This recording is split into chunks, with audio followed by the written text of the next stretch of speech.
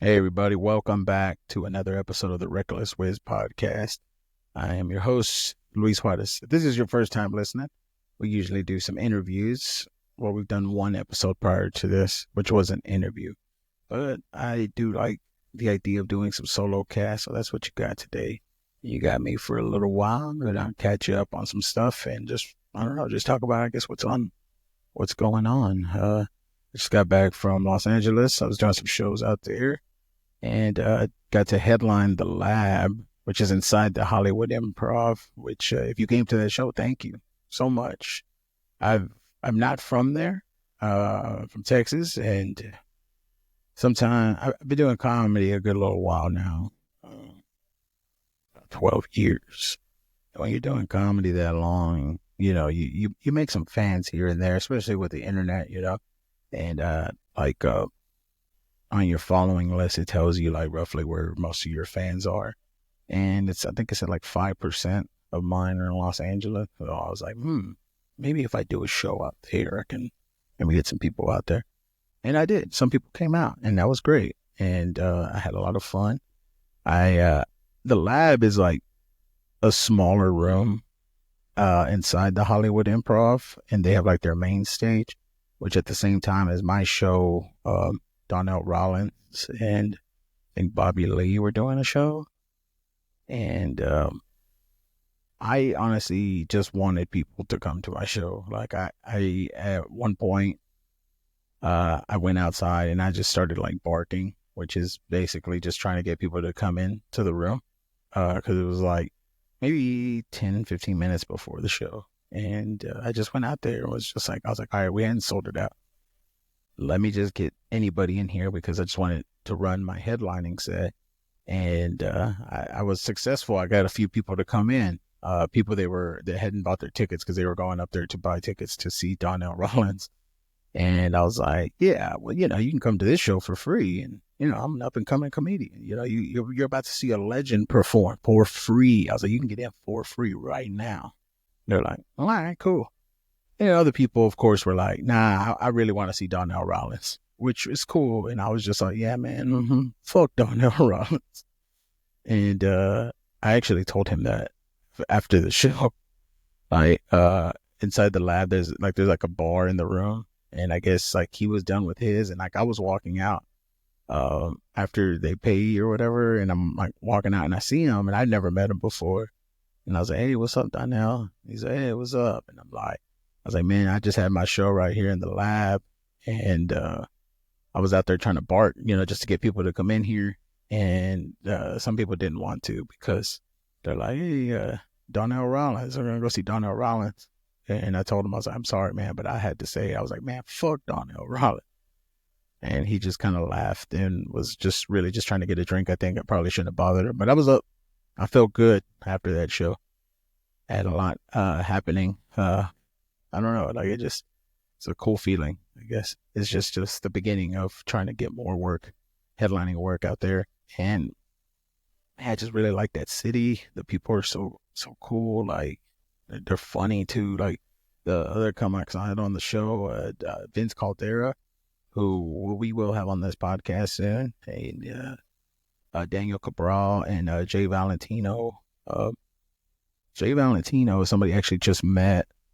I've known Vince for a couple years now, and Daniel also, and we've done shows in the past together. And Jay Valentino is somebody who I don't really know what his full background is. I know he DJs because we were in San Diego about a month ago, a few weeks ago, something like that.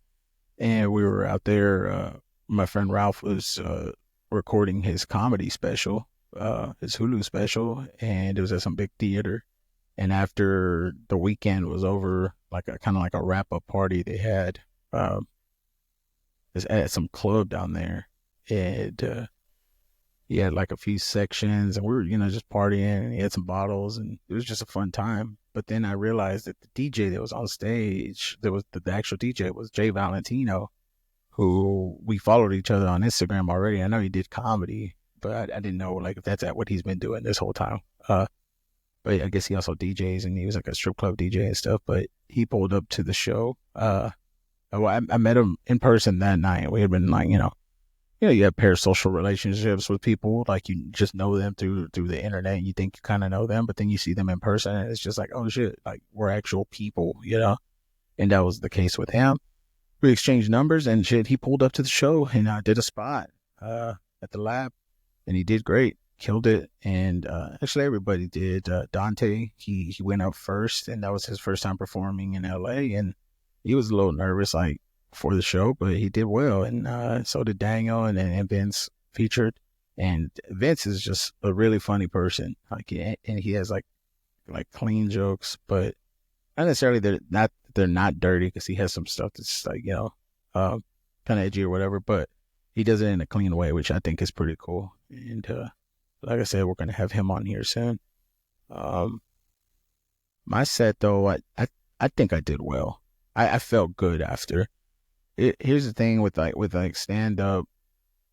I've been doing it 12 years, and I started in Dallas, and I got in at some comedy clubs.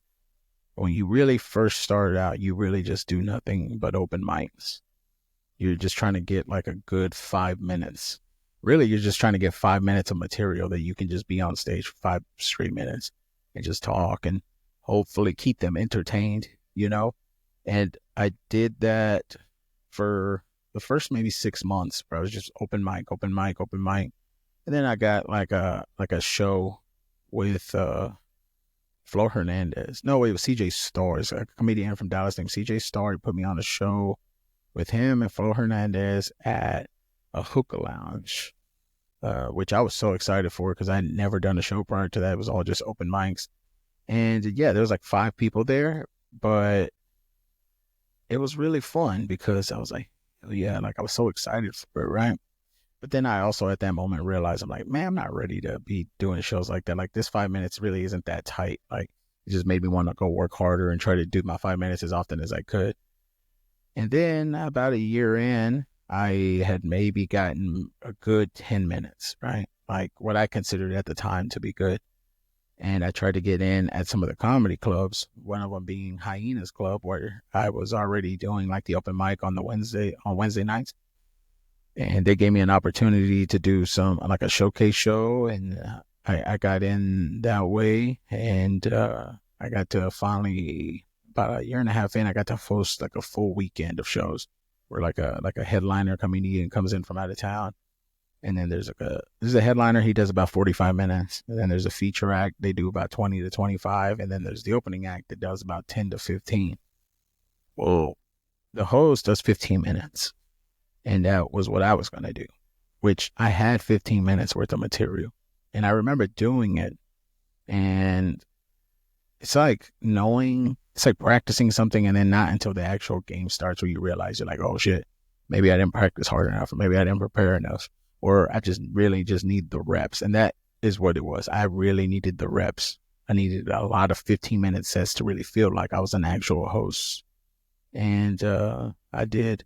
It's like you need the 15 minutes sets. Like you need those 15-minute sets over and over and over again until you really get it down, And at the time, it was really more of doing the same 15 minutes, just kind of going back and refining it here and there.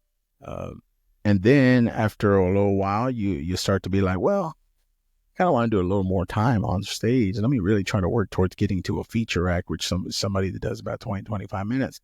So I did that, and I was just writing and working on new stuff, and then reworking old stuff. And then I got finally where I was like, all right, I got 25 minutes. And then I got an opportunity to feature at the Arlington Improv for Paul Rodriguez, which I only got to do 20 minutes that weekend. And I remember being like, all right, cool. But then I was like, same thing again. I'm like, man, I really need reps doing 20 minutes or doing 25 minutes. So I got to just try to like buckle down and be like, all right, I need to do these reps. I got to keep doing these. And then now, or recently, I started doing more headlining work, which is about 45 minutes. And it's the same thing all over again. I just need to really get these reps in. 45 minutes set. First time I did it, I was like, all right, cool. I got 45 minutes. And then it's like, oh no, I need to do more. I got to do this over and over again. And that's really what I've been trying to work on. I had done maybe a good 10, 45-minute sets, but I really think it takes maybe 100 to really feel like you can get your feet grounded.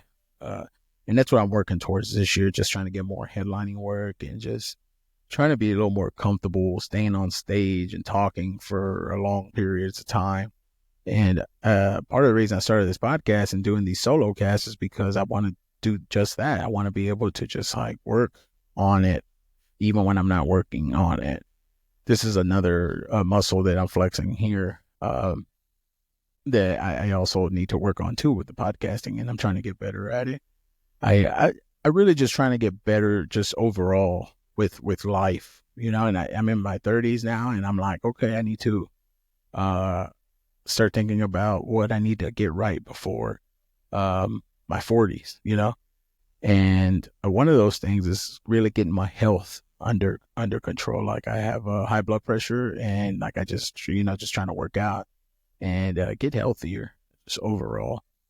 I also recently found out that I have ADHD, which a lot of people have ADHD, or they say they have ADHD undiagnosed. And I thought I was kind of like that.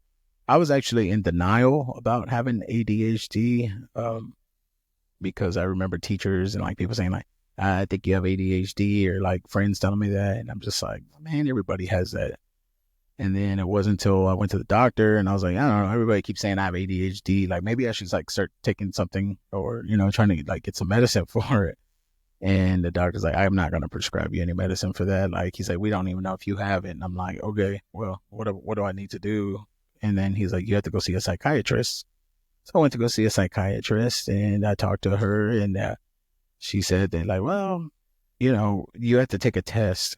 And I was like, okay. And they made me take this thing called a QB test, which you have to pay for. But I took the test, and essentially what it is like, you're in a room and there's a laptop, and you have your hand on the keyboard, right?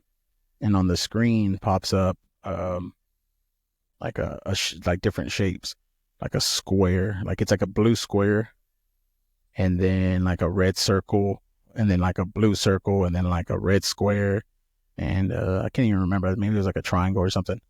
But anyways, the point of the test is, the actual test is, if a blue square pops up and then right after that another blue square pops up, you're supposed to hit the keyboard, and that's the whole test. And then it's like blue square, red circle. Well, like, I mean, not click it. It's like blue square, red circle, red circle. So then, bam, you got to click because it's red circle, right? And you have to do that and sit there and do that for 20 straight minutes.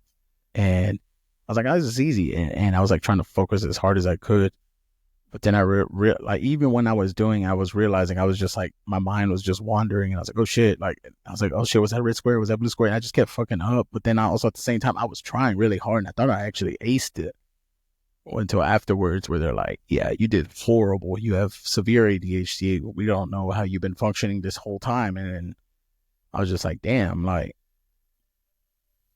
I don't know. It just was one of those things where you're just like, okay, I was in denial about this.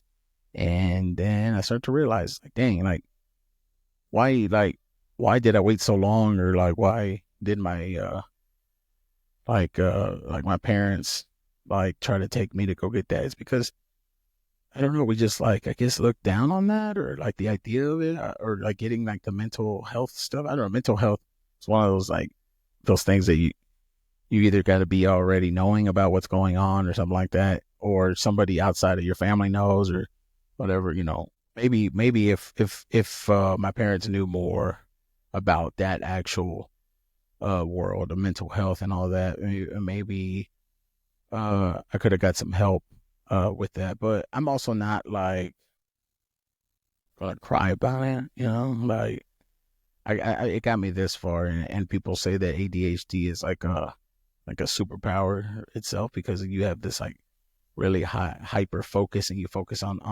one thing, and you're able to do that thing for a while, which is true. And I've always kind of been like that. And ever since like I was young, I would like find a thing, and I would just, I don't know if it's like an obsession. Well, maybe it is an obsession. I would become obsessed with a certain thing, and then I would just focus on that thing and just try to like get really good at it. I did that with poker. I used to play poker all the time, and like since I was like a teenager, I was like 13 or 14. I used to go play poker at like poker rooms. Um, they were illegal poker rooms, but my dad would take me to them, and I would play in these poker tournaments, and he would like put my money, like my buy-in in, and then me and him would split the money.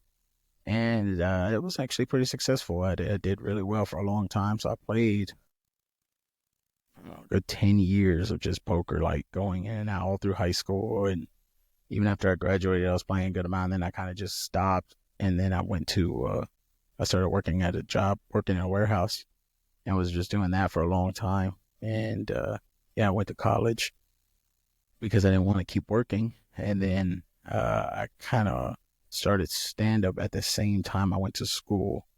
And then eventually stand up got to a point where it was just way too many gigs where I couldn't turn down, and I had to go out of town, and like I just missed a lot of school, which I still have probably over 100 credits, and I probably should go back and finish, but we'll see.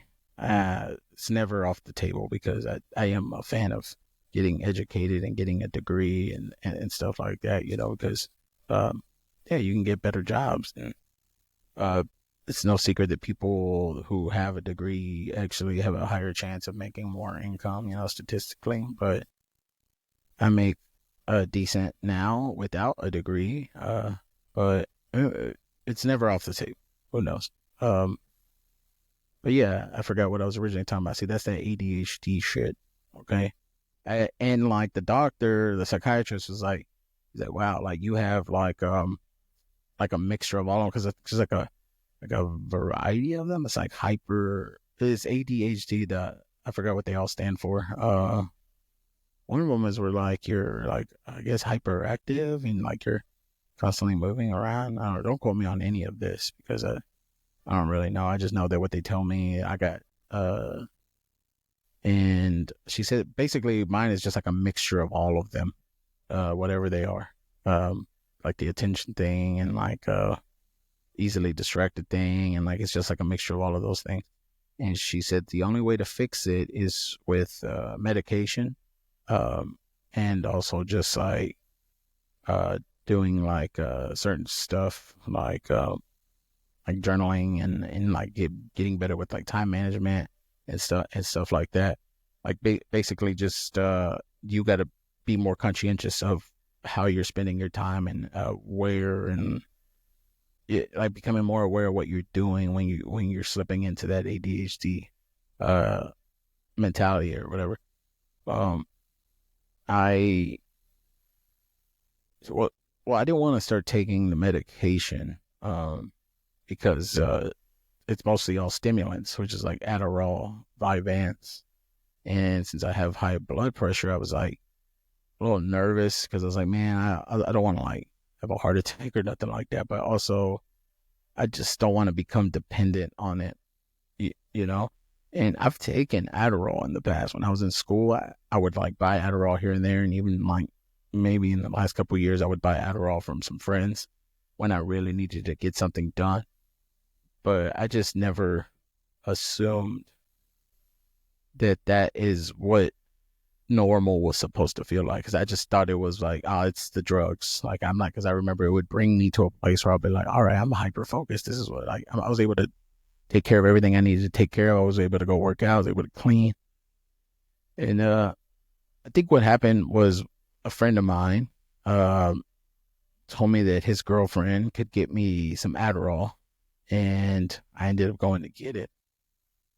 And another friend of mine, she told me that she took some Adderall that just happened to also be meth, that she found out because she went to the doctor and she tested positive for meth. Because when you take that type of ADHD medicine, you have to go get like a regular drug test. At that time, back way before I was diagnosed, I had bought that Adderall from my friend's girlfriend, and he told me, he's like, yeah, man, she takes it all the time. And then when she told me that thing about the meth stuff, she showed me the pill.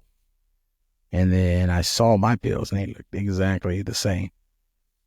I Googled it also, the whole meth thing, and then the pills look exactly the same. So yeah, I ended up doing it just to make sure because I had already paid for it. And I don't really know what meth feels like because I've never smoked it or snorted it. But yeah, that didn't feel like Adderall. It felt like something else. Like I remember being really itchy, but also just getting shit done. Maybe not like work, but like definitely cleaning. Like I remember like scrubbing the tub, cleaning the kitchen, and just like vacuuming and mopping the entire place. And like I just like was like, yeah, that was definitely meth.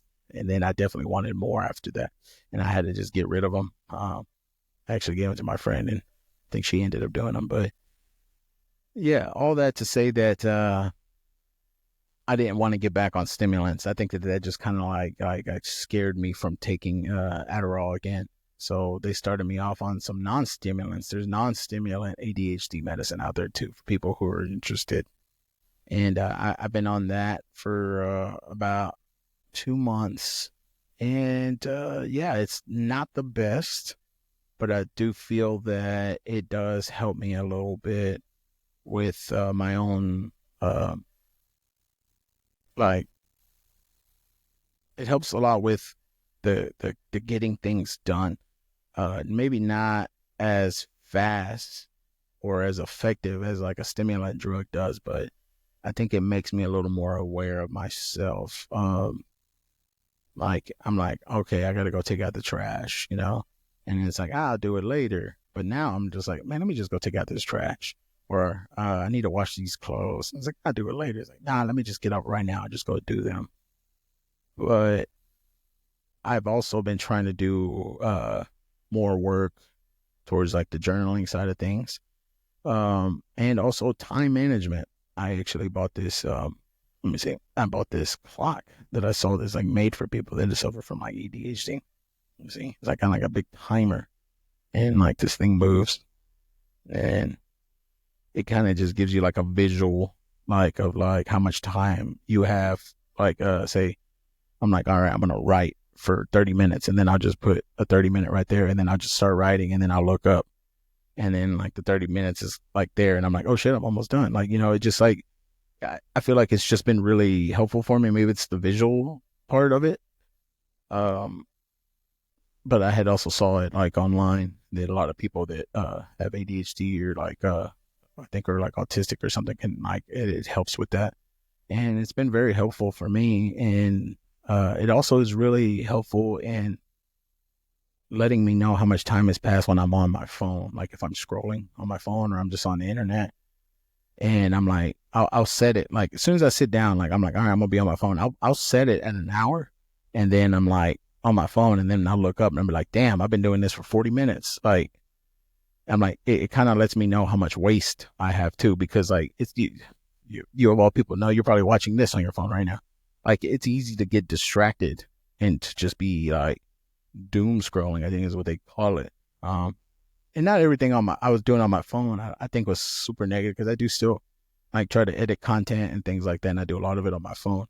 So on my laptop, all this to say that if you think that you have ADHD, right? Because there's a lot of people that say, oh, I got it, but they don't know, they never went and got tested. And I know sometimes that getting tested is a little expensive because the test was not really cheap. But if you can, go and find out for sure, because then you can get some help, And like I said, not everything is a stimulant. It doesn't have to be Adderall or Vyvanse.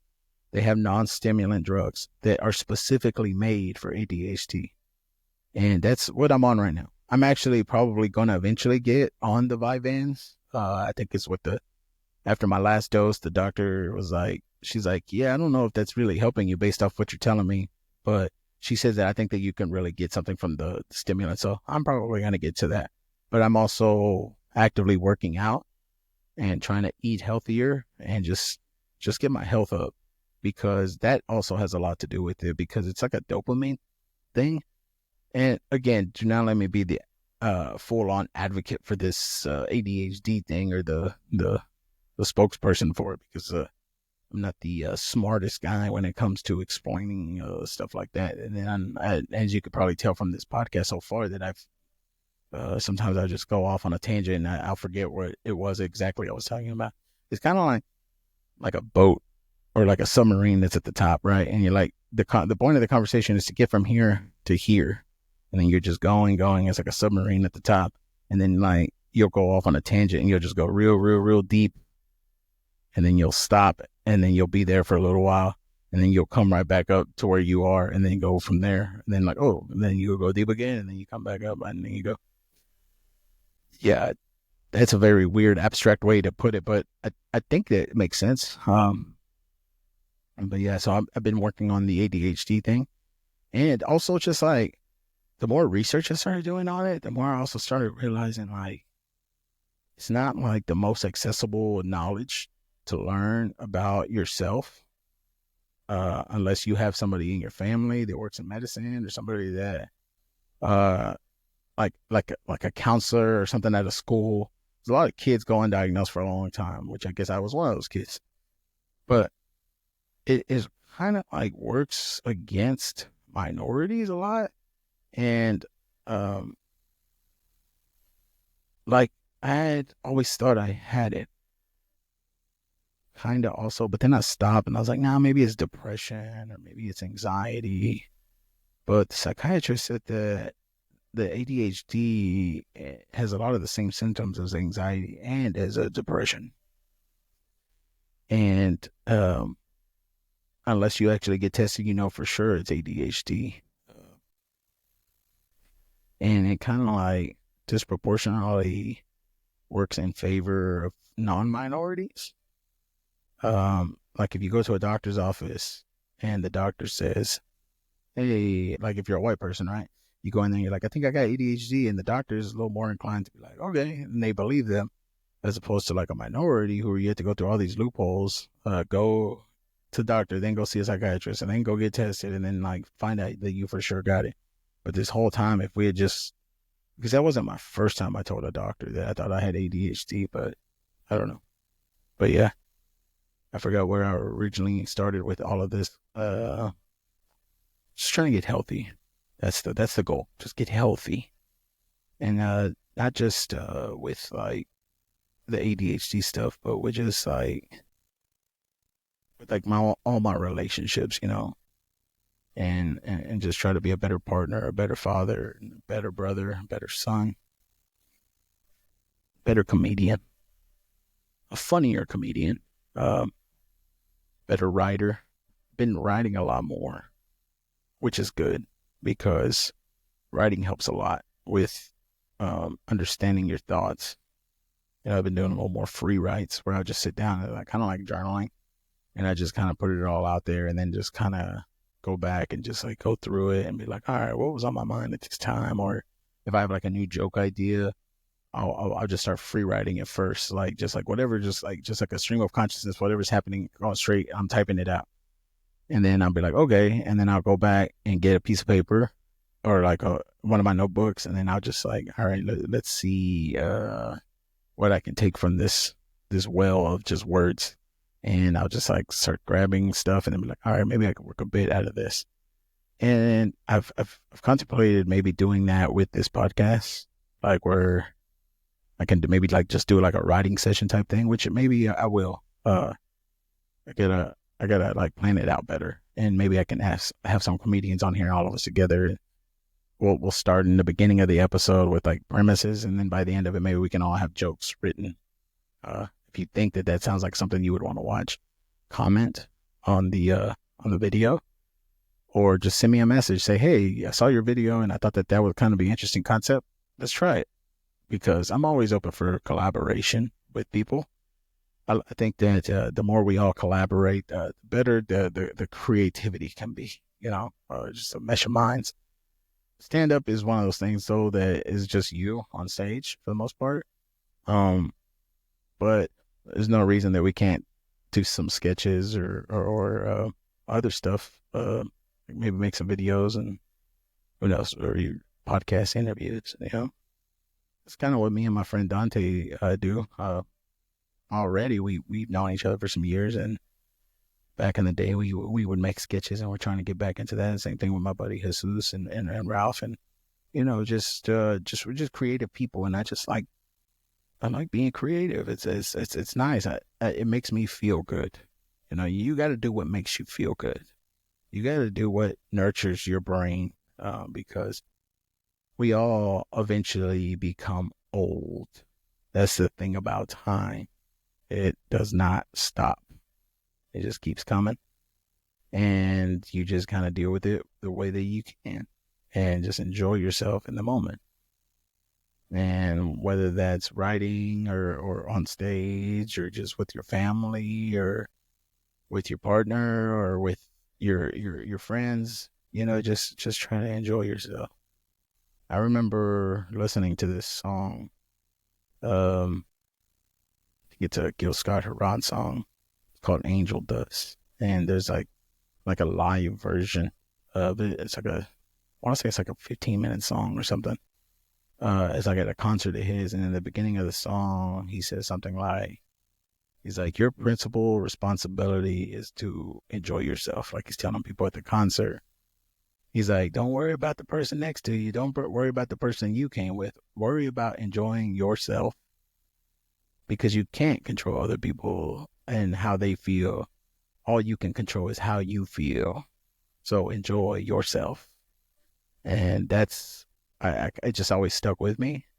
And like, I say that to people sometimes. I'm like, hey, just enjoy yourself, like find a way to enjoy yourself.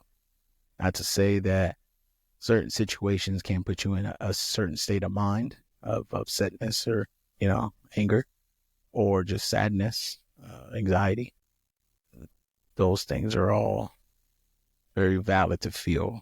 It's just more of, if you're somewhere like a concert, or if you're somewhere like at a comedy show, or if you're hanging out with friends with the point of trying to be creative, enjoy yourself, have fun.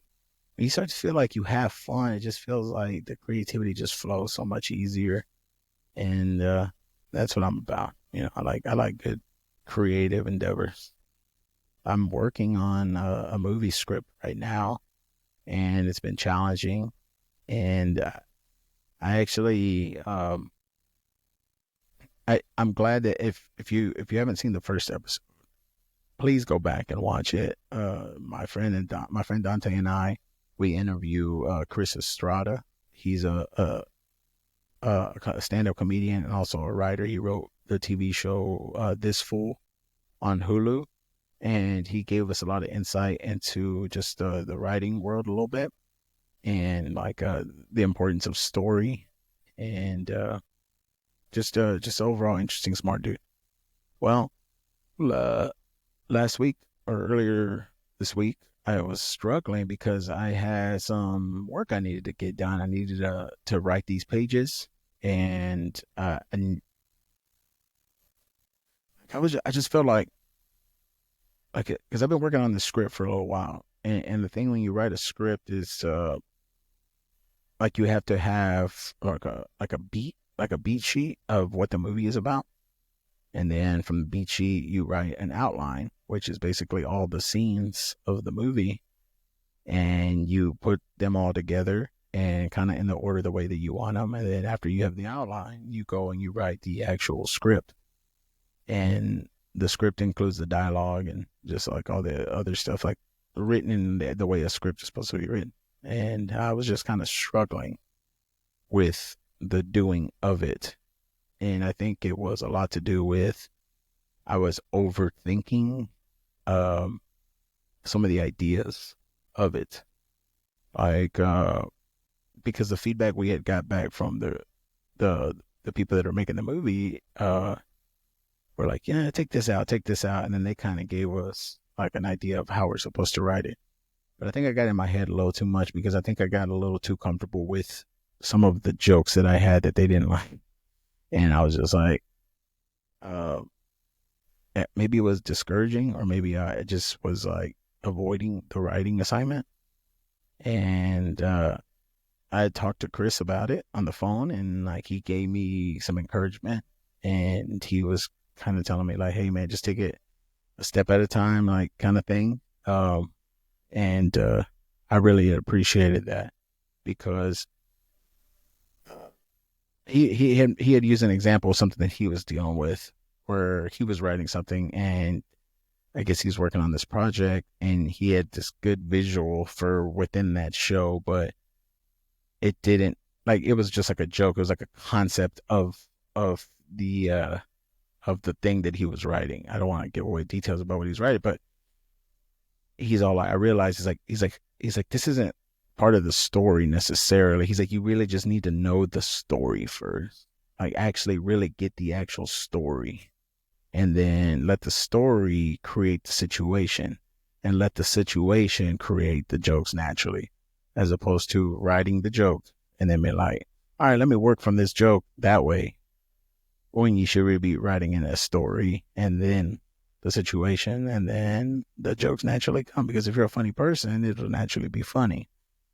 And when he told me that, it made just a lot more sense, and it really helped me lock in a little bit. And then he recommended I do a few other things, and I've been working on those, and it's really been helpful. Um, I know that some people who are probably in this business a long time and also been writing scripts and stuff like that, maybe that stuff comes naturally to you, but this is new to me, and I'm just trying to figure it out. And as I figure it out, I just want to try to give whatever game I can. I think it's important for people to just put other people on to game. And when I say game, I just mean like, how do I explain what game is? Like, either you get it, you don't. Like, you know what I mean? Like it's like going to it, working a job, a brand new job, and like somebody that's like an old school person that works there is like, yo, this is what's happening here. This is what's going on here. This is how you do. This is all I can give you. And that's kind of what I want to do. And I think that's what all comedians and creatives should be doing to help each other out. Especially minorities. Mexicanos got to help Mexicanos out, or just like Latinos helping Latinos. Just, you know, that's what that's the thing with this industry is, it's like not a whole lot of us in it. And once you are in it, just help out somebody who is also interested in getting in it, you know? Not to say that you can't have the discernment and know when somebody's just trying to be an opportunist, but, you know, I've learned that you keep an open mind, and an open heart too, to when somebody says they need help, you help them out, and it's not the easiest out there for us sometimes, and it's good that if you have some knowledge that you can pass on, that's great. And also there is a lot of information out there. If you need information how things work, or what you want to get into, you can find it if you really look for it. Sometimes it just calls to you too.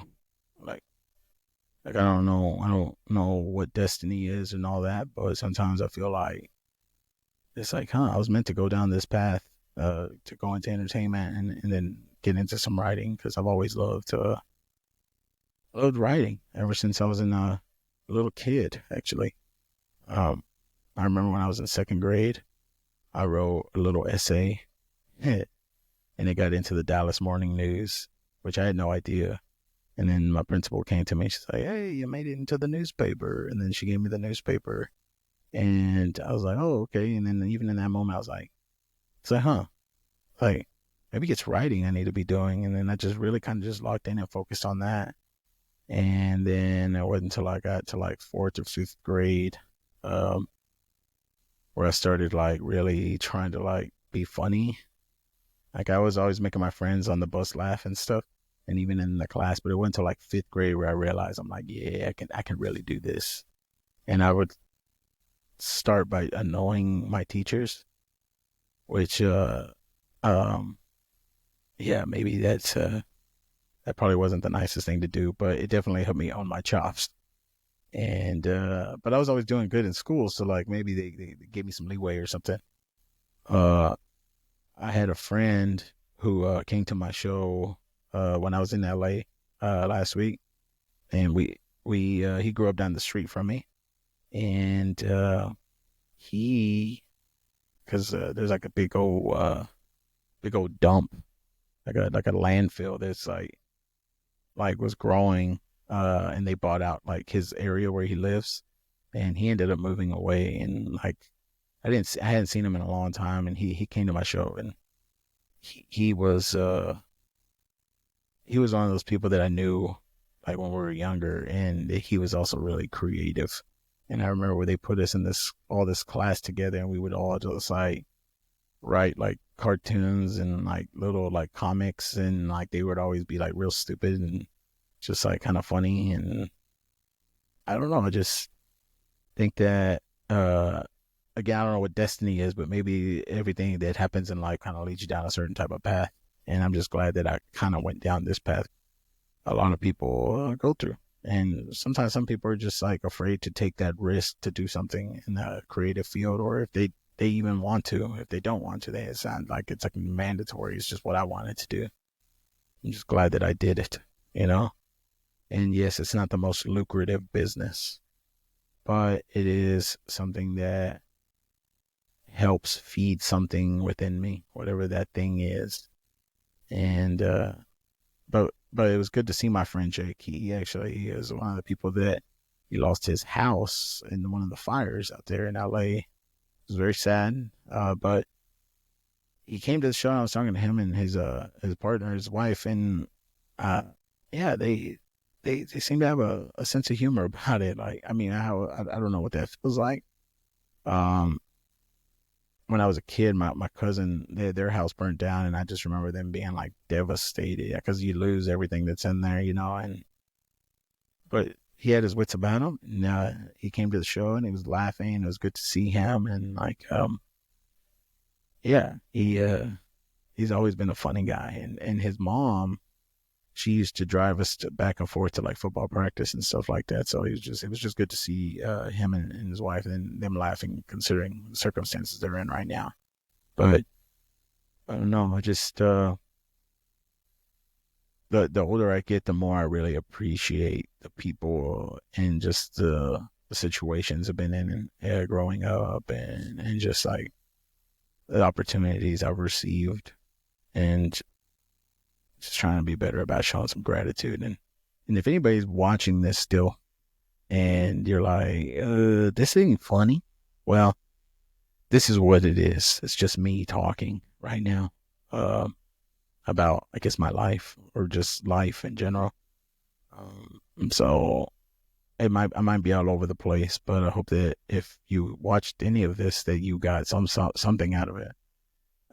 And if you didn't, please don't tell people. Just like and subscribe, and just don't watch my videos, but like and subscribe all of them, or just like all of them if you can. I would really appreciate that, because I'm still learning. I need about 100 of these, just like I need 100 reps of headlining sets. You know, like that's the only way that you get better. You have to start somewhere. And if you're somebody who is thinking about getting into the creative world, or you've just always been interested in it, I say do it. Just go for it. If you got a job, just keep working the job, and just be creative on the side, whether that's making sketches and doing all that stuff and whatnot.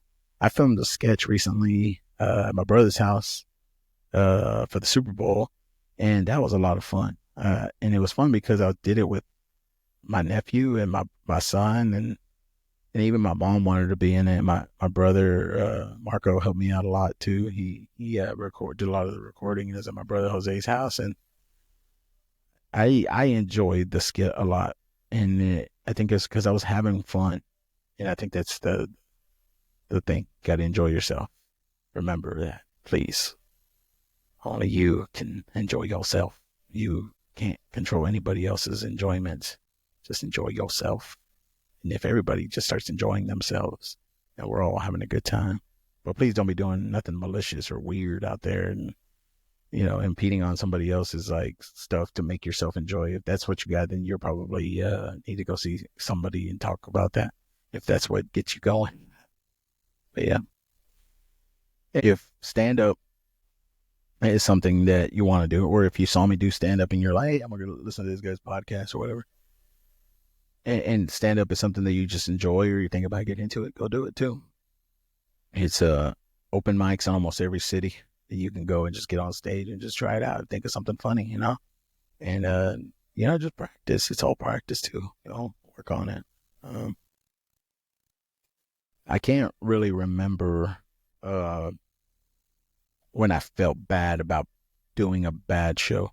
Like I've done shows where it's just like, oh, that didn't go well, or oh man, that new material I'm trying to just not, oh, it's like devastating or nothing like that. It's more of, hey, I did it, and I'm glad I did. Whether it went good or bad, it still was something I enjoyed because it was the attempt, you know. Um, I think that the arts and creative work, you know, are important. I feel like they feed something within us all. Try to do, whether that's enjoying a book, or writing a book, or throwing a book at somebody. It's all something that feeds something within us. Uh, am I getting philosophical here? Like, I don't know. Like, maybe it's the ADHD, or maybe it's me looking around and noticing that my kid has his toys everywhere. And I gotta figure out how to get him to listen to me without spanking him. Also, I'm trying to be a better parent, you know? Like, I find myself like wanting to yell. And I'm like, I gotta stop. I gotta stop. Like, what the hell am I doing? Like, I remember my dad used to yell all the time, and be like, and that's how he got stuff done. He really leaned on the fear thing, you know, and it gets results, but at the same time, I don't want him to fear me. But maybe that's what you need to do. I don't know. Maybe it's more of respect. Talk to him. Talk to some my dad friends about it, and they're like, yeah, man, just sometimes it's hard because they're little, because he's only 3 and so full of energy. But if he does something wrong, I try to explain to him in a more neutral tone. I get to his level and talk to him. And I think that parenting is also one of those things that you have to have 100 kids to really know. You know, I gotta do this 100 times before I become an actual good dad. You know, and that's the whole point of this podcast, which is, if you want to do something good, you got to do it 100 times. You know, like if you want to be uh, a good stand-up comedian, you got to do your set 100 times. If you want to be a good podcaster, you got to do it 100 episodes. You know, you want to be a good dad, you got to have 100 kids. You know, it's the only way. That's why a lot of those NBA players are such great dads. You know, because they have a lot of kids. I think, I don't know. I don't even know if those rumors are true. For all we know, these are the most faithful men in the world. But anyways, I'm glad that that if you're still listening right now, I thank you and I appreciate it. And if you don't think it's good and you're like, damn, I don't want to listen to that dude, this podcast ever again, well, come back on the 100th episode. I promise you it'll be better. You know? And I have some shows coming up. I'm actually gonna feature for Chris Estrada at the Addison Improv at the end of this month. You know, I'll be posting about that online. And if you're just brand new to just this in general, and you just are like, hey, you know, I saw something interesting in the description that I wanted to check out, go check out my social media. You know, I got videos on there, or check out some of the shorts on the YouTube. And yeah, this is what I do. This is what I love to do, and I plan on doing it for a long time. Yeah, I think that's probably gonna do it for today's episode. Check in with me next time I do a solo cast and see if I've got a little bit better, maybe a little more. Regardless of it all, I enjoyed myself. So, and y'all need to enjoy yourselves too. Okay, so go on, have a great day. Go wash your butt and just do what you got to do. Okay, no, life can be hard, but we have to harden up too. So just go out there really hard. Okay, all right.